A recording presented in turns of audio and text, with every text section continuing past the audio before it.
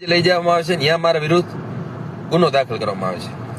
ગુનામાં એવું લખવામાં આવે છે કે તમે જે કરો છો આ બંને સમાજ વચ્ચે ઉશ્કેરણીજનક ને બધું એવું બધું લખવામાં આવે છે, બરાબર, અને મને લોકઅપમાં પૂરી દેવામાં આવે છે. પછી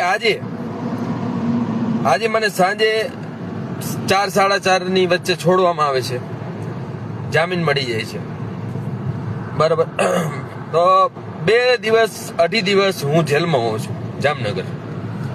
હવે મારું ઇન્સ્ટાગ્રામ ફેસબુક એકાઉન્ટ બધું લઈ લેવામાં આવે છે, ડિટેન કરવામાં આવે છે, અને એવું મેં કોઈ કર્યું નતું કે એના લીધે કે ફેસબુક ઇન્સ્ટાગ્રામ ડિલીટ કરવામાં આવે. છતાં પણ કોના ઈશારે થયું છે શું છે મને કંઈ ખબર નથી, પણ આમાં રાજકારણ છે એ ફાઇનલ વાત છે.